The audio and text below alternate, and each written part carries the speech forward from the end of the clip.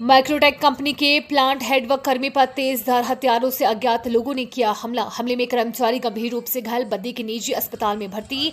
मामला दर्ज, जांच शुरू।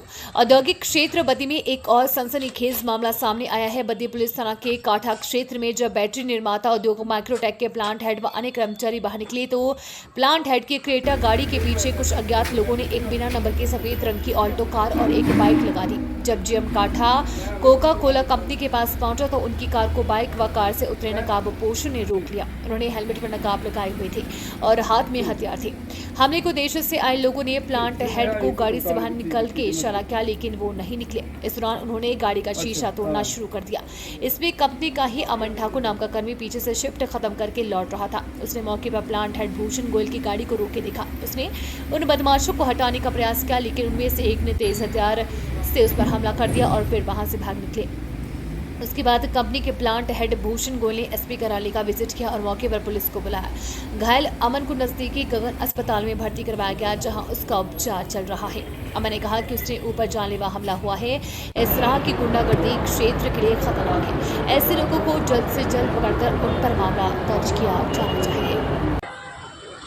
मेरा नाम भूषण गोयल है। मैं माइक्रोटेक में काम करता हूँ।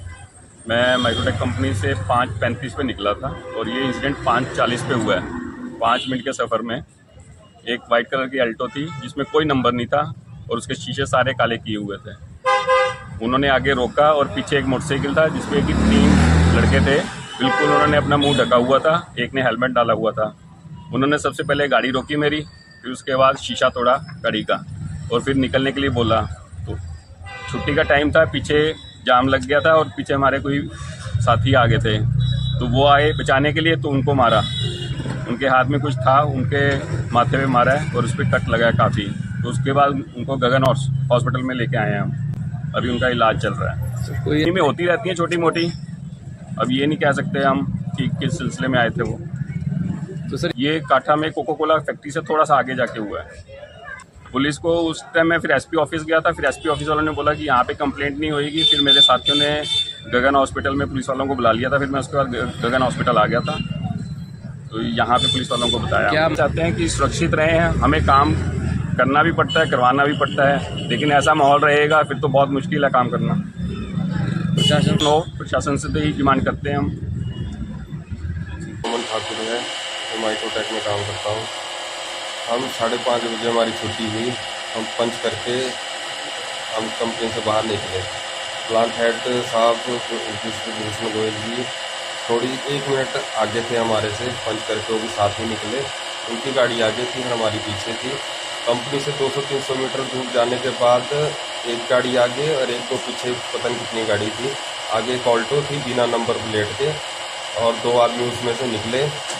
उन्होंने मुंह अपने ढके हुए थे, हेलमेट पहने हुए थे और उन्होंने हमारे प्लांट हेड साहब के गाड़ी को पहले रोका और फिर उनका शीशा तोड़ा, उनको ज़बरदस्ती बाहर निकालने लगे वो। फिर मैंने देखा तो मैं पीछे ही था उनके, तो मैं गाड़ी से बाहर निकला। मैंने उनको रोकने की कोशिश की कि ये क्या गुंडागर्दी कर रहे हो तुम कौन हो।